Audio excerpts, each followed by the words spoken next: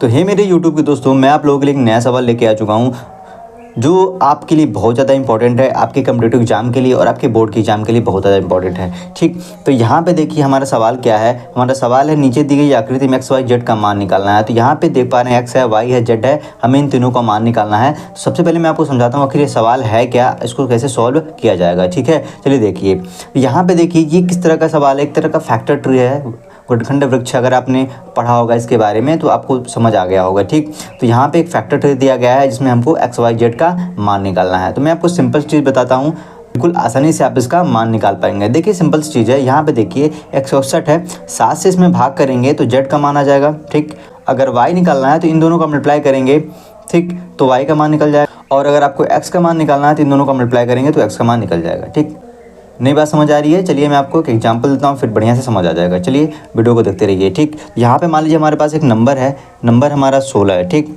अगर इसको हमको फैक्टर करना है तो कैसे करोगे। ठीक, तो 2 से भाग करोगे, जब इसको 2 से भाग करोगे तो 8 मिलेगा। ठीक, अगेन क्या करोगे, अगर हम 8 को भाग करोगे 2 से तो 2 से क्या मिलेगा, 4 मिलेगा। ठीक, फिर 4 को 2 से भाग करोगे तो फिर हमको 2 मिलेगा। ठीक, समझ आ रही बात। कहने का मतलब अगर आपको 4 वाला नंबर चाहिए तो आपको 2 और 2 का मल्टीप्लाई करने पड़ेगा, 4 मिलेगा। अगर ये नंबर चाहिए तो आपको इससे भाग करना पड़ेगा, ये नंबर मिलेगा। अगर आपको ये नंबर चाहिए तो आपको इससे इसमें भाग करना पड़ेगा, ये नंबर मिलेगा।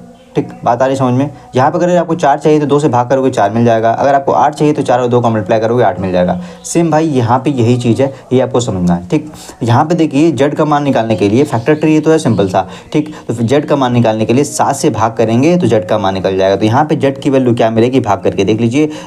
7 1 7, 7 2 14 और मिल जाएगा, बचा हुआ है 2, 7 3 21। तो यहाँ पे आ गया जेड का मान 23। तो जेड का मान यहाँ पे 23 आएगा। क्लियर है इतनी बात। ठीक, अब यहाँ पे देखो वाई का मान फाइंड करना है तो इन दोनों का मल्टीप्लाई कर देते हैं। तो वाई का मान यहाँ पे क्या आ जाएगा, वाई का मान निकालिए। 7 1 7, 7 6 42, 4 7 1 7, 4 11। तो यहाँ पे आ गया वाई का मान 1127। ठीक है, अब यहाँ पे वाई का मान आ गया तो सिंपल चीज़, अब यहाँ पे एक्स का मान निकालना है तो इन दोनों का मल्टीप्लाई करिए। इन दोनों का मल्टीप्लाई करेंगे तो एक्स का मान निकल जाएगा। तो यहाँ पे मैं मल्टीप्लाई कर देता हूँ। एक्स का मान आएगा 2 1 2, 2 8 16, 1 2 3 6, 7 2 3 6। तो यहाँ पे एक्स का मान आ जाएगा ये। राइट, तो इस प्रश्न का आंसर ऐसे निकलेगा। और इस तरह के जो भी प्रश्न आएंगे आपको, अगर फैक्टर ट्री लग रहा है तो आपको सिंपल सी चीज़ करनी है, आपको इस तरह से मान निकाल लेना है। ठीक, चलिए मैं मिलता हूँ अपनी अगली वीडियो में। वीडियो अच्छी लगी तो लाइक जरूर कीजिएगा और सब्सक्राइब जरूर कीजिएगा इस तरह के और वीडियोज़ के लिए। Thank you so much.